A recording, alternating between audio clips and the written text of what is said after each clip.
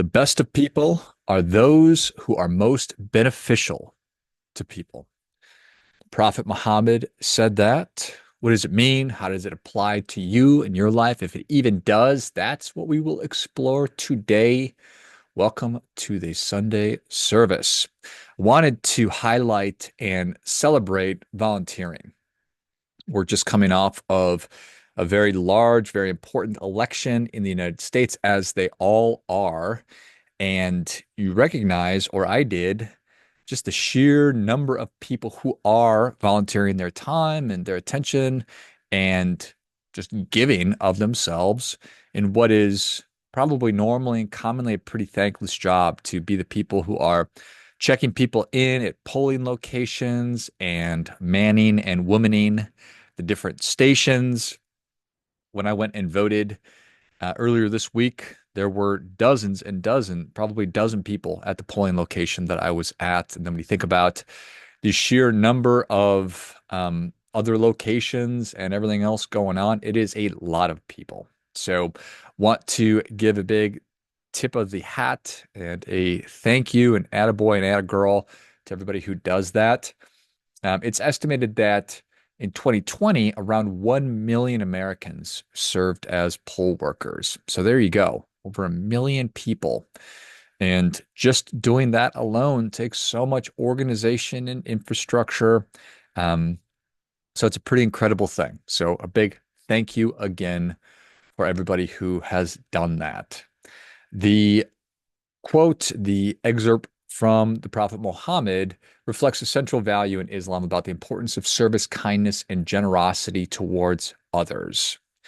This saying that I talked about is one of many hadiths or sayings attributed to Muhammad that highlight how Islam views helping others as a fundamental part of living a good and meaningful life. In Islam, a person's value is often measured by the good they do for others, not just for themselves. So they have a principle which is it drives at humanitarian responsibility. And Islam teaches that every individual has a duty to contribute positively to their community, helping those in need. And that can be done through the giving of time, resources, or even just a kind word.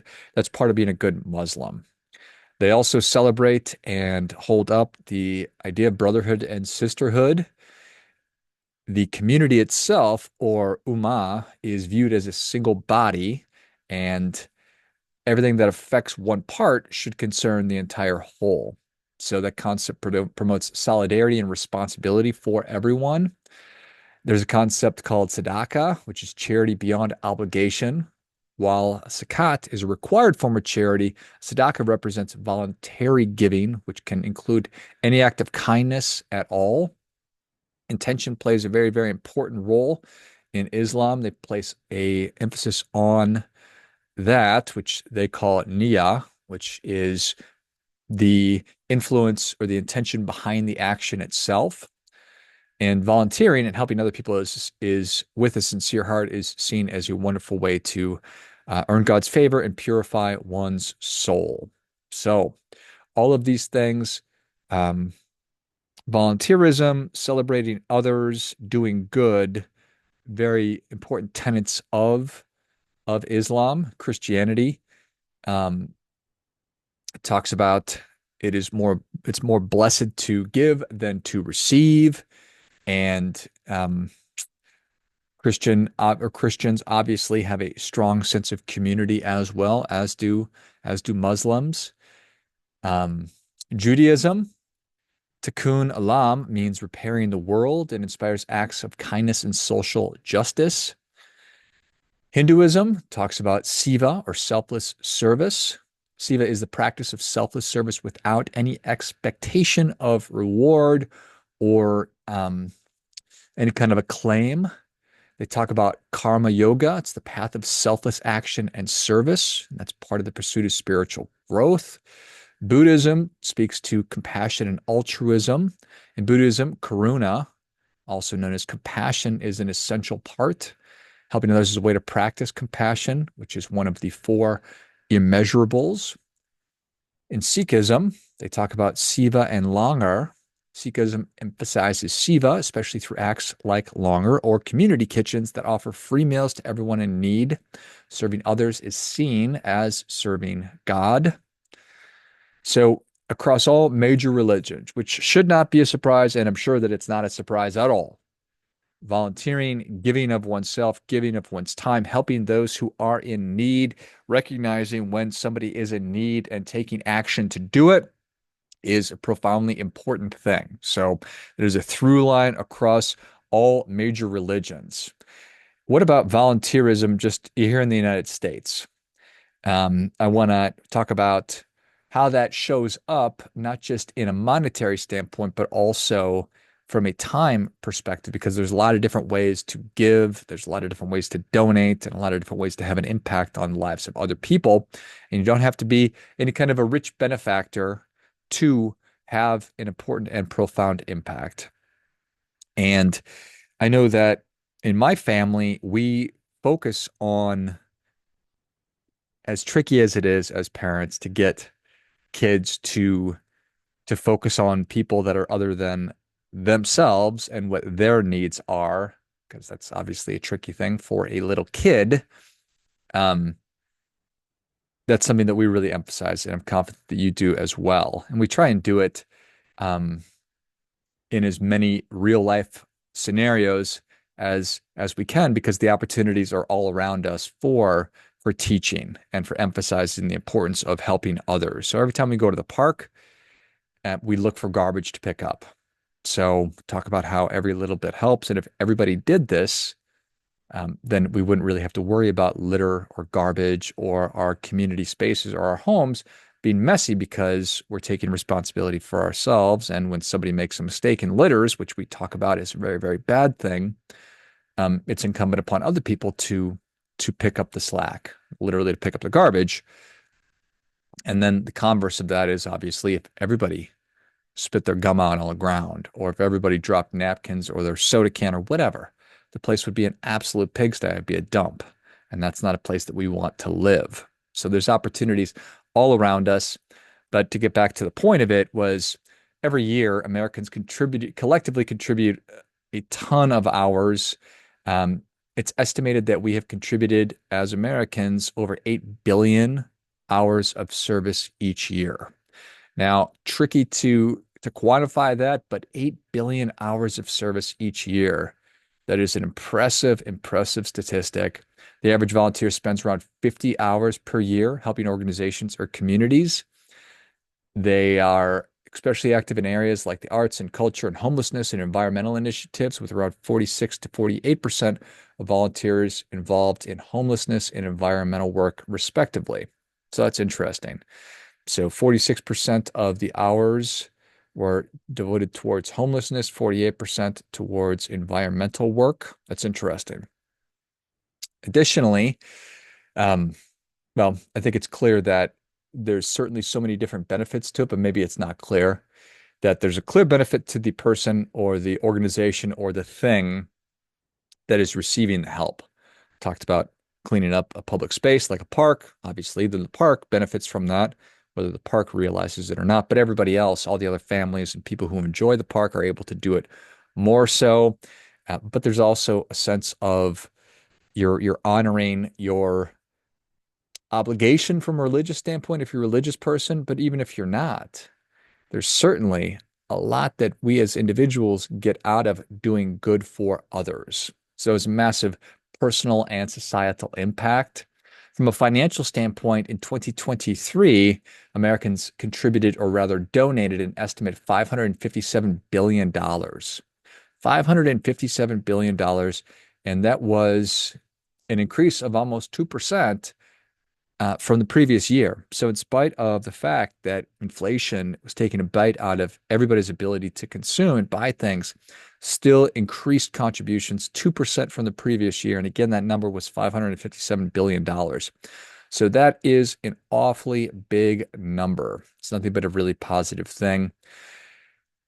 I mentioned homelessness and environmental concerns, but healthcare and social services, so volunteering in hospitals and clinics, Organizations like the Red Cross and blood drives and mental health support, that is one of the largest recipients of financial help, but also just donating time. The second largest area are happens to be education and youth services. So things like tutoring and mentoring, volunteering with organizations like Big Brothers, Big Sisters, school support, going in and helping out in the classroom. We all know that our teachers are undercompensated and overworked and so thin on resources. So it's a wonderful thing. It's certainly not a surprise that we have so many people who are helping out with young people in the classroom and in after school activities, things like that. I already mentioned the environmental conservation and animal welfare program. So there's a lot of wonderful opportunities there. And of course, homelessness and housing, affordable housing organizations like Habitat for Humanity are doing incredible work. I know that my personal experience doing a habitat build is they really got it right. I think that they really got it right by involving organizations to come and do habitat builds because it's a wonderful team building.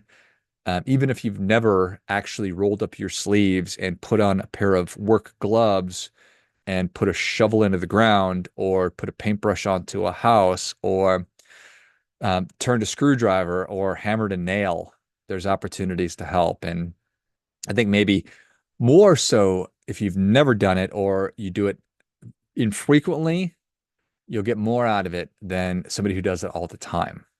So I know that that's me. I certainly am a knowledge worker more so than I am somebody who works with my hands. But again, I've derived immense satisfaction and pleasure and gotten a ton out of the team building and the personal gratification that goes along with working on a Habitat for Humanity build. So if you're not familiar with that organization, definitely encourage you to check it out. If you're part of an organization looking for to increase culture or do team building, Habitat is a wonderful organization and they do it all the time. So it's something that I think they'll help you to get set up. The next one is disaster relief and emergency services. FEMA is an organization which does a ton of good work. So is the Red Cross. And in this most recent disaster, I know that there have been conflicting reports on how volunteers have been able to donate, lend time, lend expertise, and things like that. But on the whole, these are wonderful organizations. And I think one of the challenges when a disaster actually does hit is the organization itself is these are not like all nonprofit or organizations that require or rely on outside resources. They're already spread pretty thin. They're doing the best they can in literally impossible situations. So understanding that and going through all the proper channels and not just showing up, I think that that's probably a more prudent response moving forward. If you're interested in helping out with disaster relief and working with organizations like FEMA and the Red Cross, so make sure that we are following the protocols in place to get signed up as a volunteer. I understand that our heart's in the right place and it can be frustrating if we're just showing up and they're turning you away, but they're just trying to make it all work. Certainly the arts and culture, recreation, things like museums and cultural organization or recreational programs like parks, these need tons of resources and help. Food security and nutrition, food banks, Meals on Wheels. These are wonderful, wonderful, wonderful, wonderful ways to get involved. But again, billions and billions and billions of dollars and billions of hours, 8 billion hours, and such a massive amount of money as well. It's just such an impressive thing. And even in the midst of difficult times, like inflation and everything else we've been experiencing, to have increased the total from up 2% from last year, I think is just an incredible thing. So another big part of this is that I think that we are all hoping, I think that we were all hoping that and are still hopeful that we can come out of what has been a very divisive presidential election season campaign and come together. And that might be a pipe dream. It might be a pretty immature, childish thing to think, but it's still something that I do think, and it's something that I certainly hope for. But I wanted to highlight these different, from a religious standpoint, but then also from a very practical, non-religious standpoint, that we care very much for one another. We care very much for people who are in need. We care very much for people who are struggling. We care very much for people who are the most at risk in our society. We don't want to see people struggle. We don't want to see people disenfranchised. We don't want to see people go through hard times. We want to help lift them up. And we do so through the donation of our time and the donation of our money. And again, reinforcing that it's such a massive scale, that we do it so much, is a reminder to me that we are way more similar than we are different. One of the reasons, or rather, one of the arguments that I think is very valid, very compelling for military service, that everybody has compulsory military service, even if it's for a year or 2 years, is that it breaks down all the walls and all the barriers that are between us. Republican, Democrat, black, brown, rich, poor, east, west, whatever. Same thing with the sports team. Playing on a football team together, you're doing a habitat build together. You're going through basic training together and serving your country together. That has the effect of, again, getting rid of all these BS things that we've decided are things that make us so much different, and helps us to focus in on the reality that we're not. Fundamentally, many of our values are the same. We want good, safe places to go with our families. We don't want people to be starving to death and dying in the streets. We don't want people to be suffering in an emergency. We don't want that to happen. We don't want people to go hungry. We don't want people to not have a place to go after school.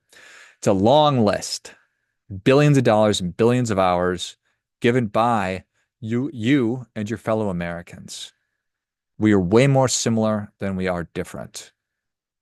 These are opportunities to come together and to rehumanize one another instead of othering everybody. We'll close with a wonderful story that Jack Cornfield told on, I believe it was the Tim Ferriss podcast some years ago. And it's just wonderful. It's a wonderful story. And there was a lady who was working many years ago in San Francisco serving homeless people. That was her full-time job. And at the end of her day, when she was off the clock, when she had successfully executed all of her work that her career, all the tasks that her career demanded, she would go home and on her own dime make sandwiches, make peanut butter and jelly sandwiches. And then she would take those sandwiches and walk out and distribute them to homeless people. She did this for years. And eventually word got out about this amazing Mother Teresa, which she probably would reject wholesale, behavior. I'm not saying she's like Mother Teresa, but in a lot of ways she was making sacrifices. You get the idea. Word gets out and people started sending her money. They started sending her money in the mail saying, "Oh my gosh, thank you so much for the work that you're doing. The impact you're having is extraordinary. Thank you." And she would reply to these people.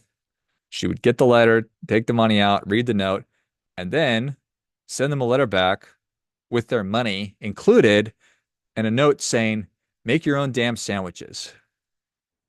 So, awesome story, a friendly reminder that we need individually to be the change that we want to see in the world. We have the ability to have an impact that is way more than we realize. And if not you, then who? If not now, then when?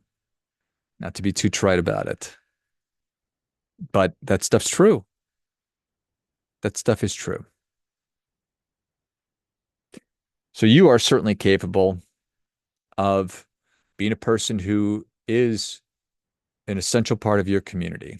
You're a person who can have a dramatic impact on other people's lives. We need all the help that we can get. People are struggling in every city, every town, every walk of life, every socioeconomic, every different background that human beings have or are. People are struggling, and there's opportunities to help out. And who better than you? Nobody. So again, a big thank you to all of the volunteers, to everyone who has donated time, certainly donated money, and specifically today, to everyone who has donated their time or the resources to help with our political or in our political process, who help on election day and year round. If you are somebody who is volunteering, helping our democracy be our democracy and helping our country be the best country on earth as it is and will remain. Thank you so much. As always, do your part by doing your best.